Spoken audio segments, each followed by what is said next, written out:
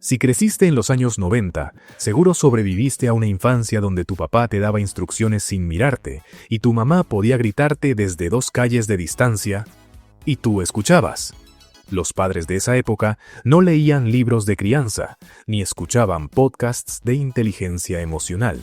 Ellos educaban con chancla, con miradas fulminantes y con frases que te marcaban más que cualquier psicólogo.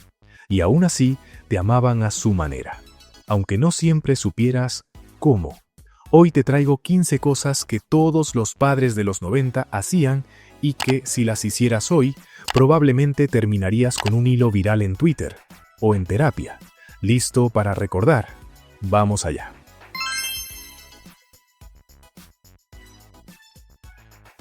Tu madre era capaz de recordar que el lunes tenías que llevar una cartulina verde, que el miércoles había dictado y que el viernes tocaba llevar el uniforme de deportes.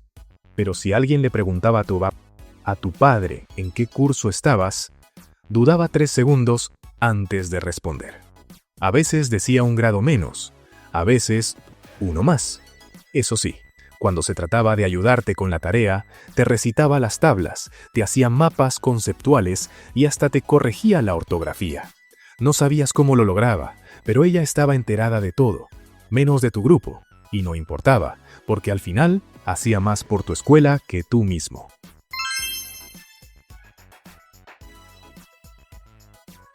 La chancla era la ley. Ni se necesitaban gritos ni sermones eternos. Bastaba con ver que tu mamá se inclinaba a quitársela y el alma se te regresaba al cuerpo. Era un objeto tan simple, pero su poder era absoluto. Y no hacía falta que te pegara realmente. Solo con alzarla ya te habías arrepentido de todo lo que hiciste en la semana. Algunas mamás desarrollaron puntería legendaria y otras simplemente la llevaban como amenaza permanente. La chancla flotaba en el aire como una sombra de orden ancestral. Hoy en día la violencia doméstica es más compleja y los padres modernos intentan evitarla a toda costa. ¿Crees que está bien así?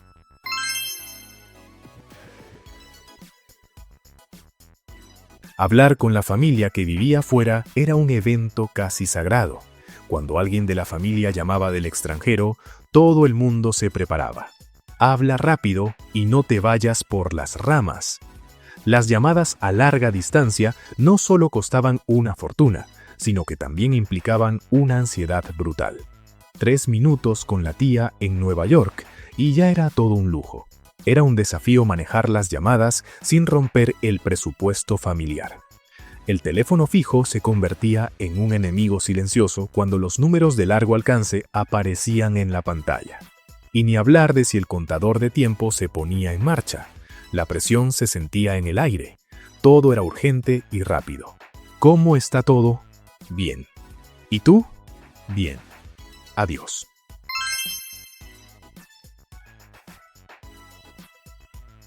Era una de las reglas no escritas.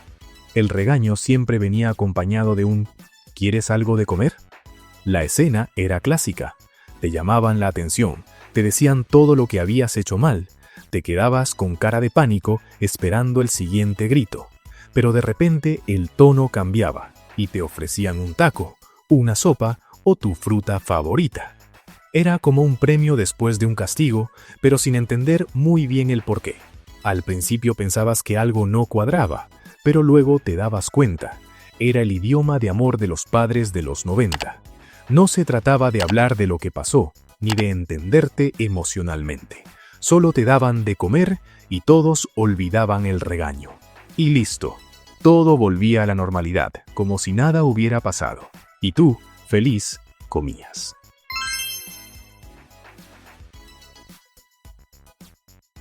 Por aquellos años no existía la opción de googlear al momento cualquier duda.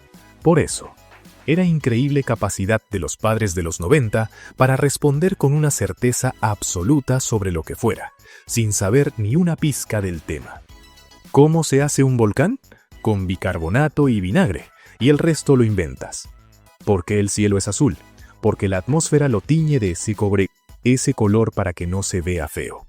Si les preguntabas algo que ellos no sabían, su respuesta siempre era inmediata, aunque totalmente inventada.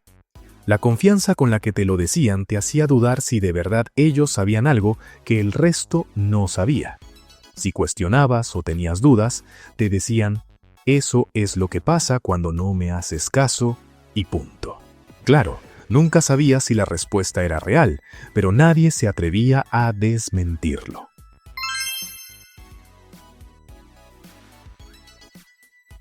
El partido no era un evento tranquilo. Tu papá se sentaba en el sillón con una intensidad que asustaba. Cuando el árbitro pitaba algo en contra, se paraba, insultaba a medio estadio y soltaba frases que no te dejaban respirar de la risa o del miedo.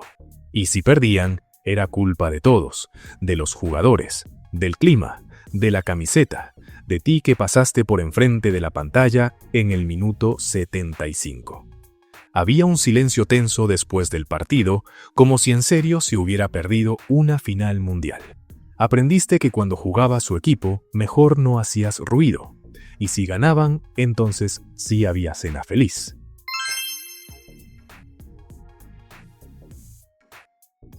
Tu papá podía pasarse horas frente al televisor viendo letras diminutas y pantallas que parecían sacadas de una nave espacial.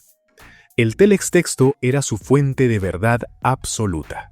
Ahí estaban los resultados, la lotería, el clima, la bolsa y hasta los horarios del transporte. No necesitaba más. Navegaba con flechas y números como si estuviera en la Matrix, sin moverse del sillón. Tú veías solo rayas verdes y azules, pero él encontraba respuestas. Y pobre de ti si cambiabas de canal en medio de una lectura importante.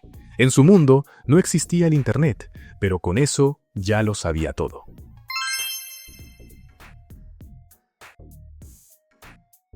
No importaba lo que te doliera. Si te rascabas los ojos, si bostezabas, si estabas de malas, la culpa era siempre la misma. Según ellos, todo venía de estar pegado a la tele viendo esas caricaturas ridículas. La televisión era el chivo expiatorio oficial de la década. Aunque pasaras todo el día en la escuela o jugando en la calle, si te sentabas media hora frente al aparato, ya estabas dañado, se te fundían las neuronas, te echabas a perder y además no ibas a ser nadie en la vida. Irónicamente, ellos también veían tele todo el día, pero claro, lo suyo sí era cultura.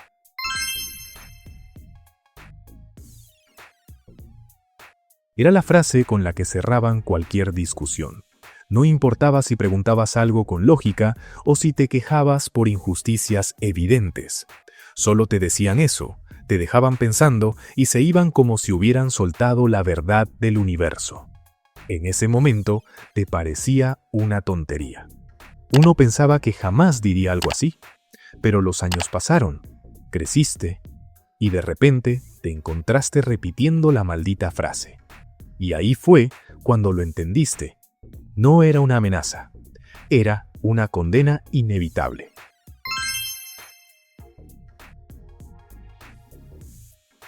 No importaba si había un incendio, si estabas llorando o si el perro se estaba comiendo la tarea. Si la novela estaba en su punto más dramático, tu mamá entraba en trance. Nadie podía hablar, ni pasar enfrente de la tele, ni siquiera respirar fuerte.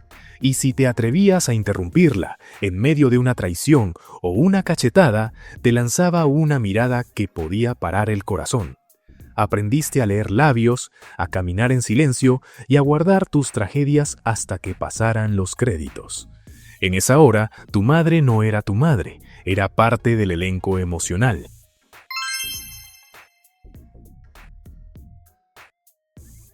El despertador no era un reloj, era el estéreo a todo volumen. Desde temprano, tu mamá ponía a Juan Gabriel, Rocío Dúrcal o José José, y tú ya sabías que no ibas a descansar. El domingo no era para dormir, era para sacudir, barrer, trapear y pelear por quien no quería lavar el baño. Mientras sonaba Querida o Costumbres, tú estabas atrapado entre el trapeador y la cubeta.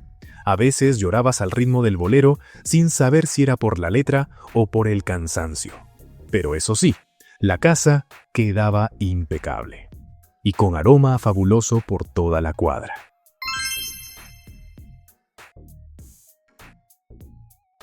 Era el sonido del terror. Si escuchabas tu nombre con apellidos incluidos, sabías que se avecinaba tormenta. No importaba si estabas dormido, jugando o en casa ajena. Ese tono tenía poder de parálisis inmediata. A veces ni sabías qué habías hecho, pero igual te escondías o hacías memoria de toda la semana buscando el pecado. Esa combinación exacta de nombre y tono era más efectiva que cualquier castigo. Y si lo escuchabas en público, solo querías desaparecer.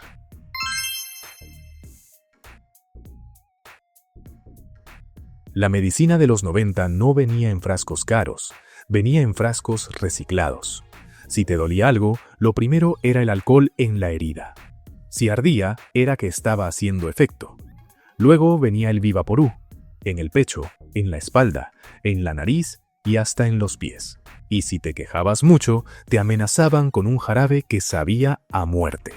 No había antibióticos de sabores ni consultas privadas. Había vapor, gritos, pañuelos calientes y el clásico: y si no mejoras, mañana no hay tele. Te curabas del cuerpo o por puro susto.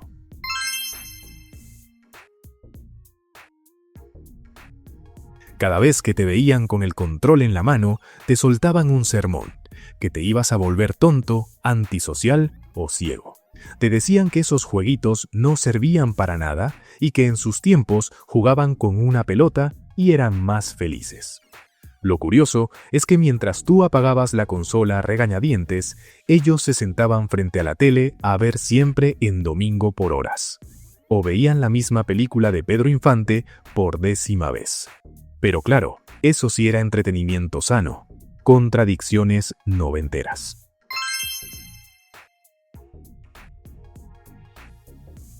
No eran de abrazos constantes ni de decir te quiero todos los días. Pero lo sabías. Lo sentías cuando te cuidaban enfermo, cuando te esperaban despiertos o cuando te daban el último pedazo de pan, aunque dijeran que no tenían hambre. Te querían con regaños, con reglas estrictas, con comida caliente y la tele compartida en silencio.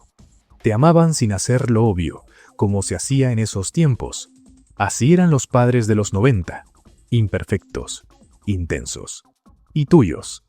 Y ahora que recordamos todo esto, ¿nos habremos dejado alguna otra joyita de aquellos padres noventeros?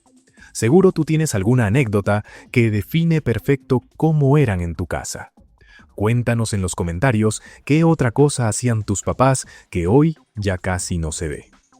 ¿Te acuerdas de alguna frase, costumbre o momento que marcó tu infancia?